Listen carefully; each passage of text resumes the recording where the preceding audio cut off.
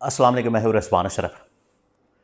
मौजूदा सेटअप के अंदर नून लीग और पीपल्स पार्टी का जो वजूद है वो ख़तरात से दो चार है और मुसलसल उनके ख़िलाफ़ जो प्लान है वो सामने आ रहा है। अब क्योंकि आने वाले दिनों में इंतखाबात होने जा रहे हैं आज़ाद कश्मीर के अंदर, आज़ाद कश्मीर के लिए अब भाग दौड़ की जा रही है। नून लीग की जानिब से भी कोशिश हो रही है, पीपल्स पार्टी की जानिब से भी कोशिश हो रही है और इस सिलसिले में ना सिर्फ वहाँ पर ये लोग कैंपेन के लिए अब जा रहे हैं, बल्कि मुख्तलिफ जो पॉलिटिकल और इलेक्शन अलाइंस है, इंतखाबी इत्तेहाद, उसको भी बना रहे हैं। तो इसके बारे में बहुत अहम तरीन मालूमात मेरे पास मौजूद है, वो आपके साथ में शेयर करता हूँ। नंबर 2, इस्टेब्लिशमेंट का इसमें प्लान क्या है, इस्टेब्लिशमेंट ने किस तरीके से थर्ड फोर्स को वहाँ पर लॉन्च किया, इसके बारे में बहुत अहम तरीन मालूमात। नंबर 3, वहाँ पर पब्लिक का रिएक्शन क्या है, अवाम का। देखिए, जब भी आप इलेक्शन के अंदर जाएंगे, इलेक्शन का माहौल होगा, तो जो ताकत है असल में चली जाती है अवाम के पास, फिर आपको पब्लिक में जाना पड़ता है। तो अवाम का जो रिएक्शन है, ऑलरेडी कश्मीर के अंदर आपको पता है हालात बड़े ख़राब हैं। ऑलरेडी उनकी जानिब से बड़ा एहतजाज किया गया, तहरीक चलाई गई, वहाँ पर प्रोटेस्ट किया गया और प्रोटेस्ट करने वाले लोगों के ऊपर जिस तरीके से इल्ज़ामात लगाए गए, वहाँ पर एक कन्फ्रंटेशन की ऑलरेडी एक सिचुएशन पैदा हो चुकी है। ऐसे में इंतखाबात और नून लीग और पीपल्स पार्टी का जाना, क्योंकि पीपल्स पार्टी की गवर्नमेंट तो इस वक्त मौजूद है, तो आने वाले दिनों में किसकी गवर्नमेंट हो सकती है और इस्टेब्लिशमेंट का प्लान क्या है, इसके बारे में बहुत अहम तरीन मालूमात मेरे पास मौजूद है, वो आपके साथ में शेयर करता हूँ। सबसे पहले मैं आपको ये बता दूं कि नून लीग अब प्लान बना चुकी है कि नवाज शरीफ को कम से कम उतारा जाए गिलगित के अंदर। जिस तरह से गिलगित के अंदर उतारा गया, बिल्कुल उसी तरीके से आज़ाद कश्मीर के अंदर भी उतारा जाए कैंपेन के लिए और वहाँ पर जल्द से जुलूसों के लिए। अगर दो ऑप्शन है नून लीग के पास, और ये नून लीग की जो पार्टी हाई कमान है, उन्होंने इस दो ऑप्शन को डिस्कस किया। एक ऑप्शन उसमें यह है कि या तो नवाज शरीफ को वहाँ पर भेज दिया जाए, और नवाज शरीफ का जाना, वो आपको पता है कि गिलगित के अंदर भी इतना कामयाब साबित नहीं हुआ और अवाम की जानिब से सख्त रिएक्शन दिया गया। या तो एक ऑप्शन है कि नवाज शरीफ को भेजा जाए, नंबर 2 उसमें ऑप्शन ये है कि मरियम नवाज को भेज दिया जाए आज़ाद कश्मीर के अंदर कैंपेन के लिए। दूसरी जानिब पीपल्स पार्टी भी डिस्कस कर रही है कि बिलावल को भेजा जाए, आसफा को भेजा जाए, या फिर आसफ जरदारी खुद जाए। वैसे फ़ायदा कोई नहीं होना, ये मैं आपको पहले बता दूं। गिलगित के अंदर भी कोई फ़ायदा नहीं हुआ, कोई उनको बेनिफिट नहीं हुआ, उल्टा इनकी वजह से नुकसान हुआ। पब्लिक इनके खिलाफ, लोग इनके खिलाफ, और यहां पर तो ऑलरेडी पीपल्स पार्टी की गवर्नमेंट है, पीपल्स पार्टी का वज़ीर आज़म है आज़ाद कश्मीर के अंदर, और उनके खिलाफ लोग सड़कों पर हैं, लोग उनके खिलाफ एहतजाज कर रहे हैं। तो पीपल्स पार्टी, आप समझे कि वो तो अफोर्ड ही नहीं कर सकती पब्लिक में जाना। अब आ जाए एस्टैब्लिशमेंट का प्लान क्या है। ये तो मैंने आपको बता दिया, नून लीग पीपल्स पार्टी, और पीपल्स पार्टी ने इस सिलसिले में मौलाना के साथ भी एक इलेक्शन अलाइंस बना लिया, इंतखाबी इत्तेहाद, कि हम मिलकर इलेक्शन लड़े आज़ाद कश्मीर के अंदर।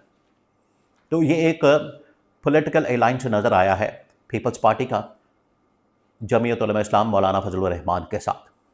अब इस्टेब्लिशमेंट का प्लान क्या है? देखें, इस्टेब्लिशमेंट ने ये प्लान कर लिया है कि ना ही इसमें पीपल्स पार्टी को गवर्नमेंट दी जाएगी, ना ही इसमें नून लीग को गवर्नमेंट दी जाएगी, दोनों को फारिग कर दिया जाएगा, दोनों को माइनस कर दिया जाएगा। और वहां पर अब थर्ड फोर्स उतारी जा रही है अलीम खान और उसकी पार्टी आईपीपी की शक्ल में, और आईपीपी के अंदर लोगों को शामिल किया जा रहा है, आईपीपी के अंदर लोगों को शामिल करवाया जा रहा है, सरदार तनवीर इलियास और इसके अलावा बाकी और लोगों की जानिब से, तो उनको वहाँ पर उस पार्टी के अंदर ज्वाइन करवाया जा रहा है इस मकसद के लिए कि यहाँ पर आईपीपी को गवर्नमेंट दिलवाई जा सके, आईपीपी को हुकूमत दिलवाई जा सके, ये है पीछे मकसद। ना नून लीग को गवर्नमेंट दी जाए, ना ही उसमें जो पीपल्स पार्टी है उनको गवर्नमेंट दी जाए, बल्कि आईपीपी को मैदान में उतार के गवर्नमेंट उनके हवाले कर दी जाए, मेजॉरिटी उनको दिलवा दी जाए। और ये बिल्कुल अब कैटेगोरिकली इनको बता दिया गया। और जो इनके साथ हो रही है नून लीग और पीपल्स पार्टी के साथ, उसकी एक मिसाल मैं आपके सामने रख देता हूं। पीपल्स पार्टी के खिलाफ तो ऑलरेडी एहतजाज हो रहा है, प्रोटेस्ट हो रहा है, और इनके खिलाफ तो लोग सरापा एहतजाज हैं, सड़कों पर हैं, और पीपल्स पार्टी की गवर्नमेंट से लोग खुश नहीं हैं। जहाँ तक बात है नून लीग की, तो नून लीग के वहाँ पर साबिक वज़ीर-ए-आज़म राजा फारूक हैदर खान, वो जब गए वहाँ पर पब्लिक में, अवाम में, तो लोगों ने उनको जूतियाँ मारी हैं। और एक और कैंडिडेट उनके जब वहाँ पर गए तो वहाँ पर उनको अंडे मारे गए। तो वहाँ पर अब नून लीग के खिलाफ भी रिएक्शन अंडों की शक्ल में, टमाटरों की शक्ल में, बोतलों की शक्ल में, जूतियों की शक्ल में सामने आ रहा है। और यही पीपल्स पार्टी तो खैर अफोर्ड ही नहीं कर पा रही कि हम जाएं मैदान में, और पब्लिक का सामना ही नहीं कर पा रहे, और ये नहीं कर सकते। पब्लिक के सर पर ये आते ही नहीं कभी, पब्लिक के सर पर इन्होंने कभी सियासत ही नहीं की, पब्लिक के सर पर इन्होंने कभी पॉलिटिक्स ही नहीं की। इन्होंने तो हमेशा सियासत की है, एस्टैब्लिशमेंट के कंधों पर चढ़कर, एस्टैब्लिशमेंट की गोद में बैठ के इन्होंने हमेशा सियासत की है। इनका पब्लिक से क्या लेना देना? तो ये अब बिल्कुल सूरत हाल वाज़ेह होते जा रही है। और एस्टैब्लिशमेंट को इस बात के अंदर बड़ी खुशी है, एस्टैब्लिशमेंट इस मामले के ऊपर बड़ी खुश है, अच्छी बात है। ये पब्लिक का रिएक्शन इनके खिलाफ है, पब्लिक इनके खिलाफ है, लोग इनके खिलाफ हैं, ये तो और भी अच्छा हो गया। हमारा काम इन्होंने, लोगों ने बजाते खुद कर दिया। इसलिए थर्ड फोर्स को अब मैदान में आईपीपी को उतारा जा रहा है। तो अब आगे जितने भी इंतखाबात आएंगे, ये बात आपने जहन में रखनी है, उसमें नून लीग और पीपल्स पार्टी की अब बिल्कुल जगह नहीं होगी, क्योंकि इनकी कारकर्दगी, इनकी परफॉर्मेंस लोगों के सामने बुरी तरह से आ चुकी है। फिर इनके खिलाफ करप्शन, स्कैंडल्स और ये बदकारी वाले मामलात, ये अब इनके खिलाफ आ चुके हैं। तो ये सिर्फ अब आज़ाद कश्मीर के अंदर, गिलगित के अंदर मामला नज़र नहीं आ रहा, ये अब आपको पाकिस्तान भर में इसकी लहर नज़र आएगी। और ये जो 5 साल 10 साल का मंसूबा है, ये भूल जाए, क्योंकि लोग अब इनके खिलाफ हो चुके हैं। और ये अब लहर जो है, हवा जो है, इनके खिलाफ चल पड़ी है।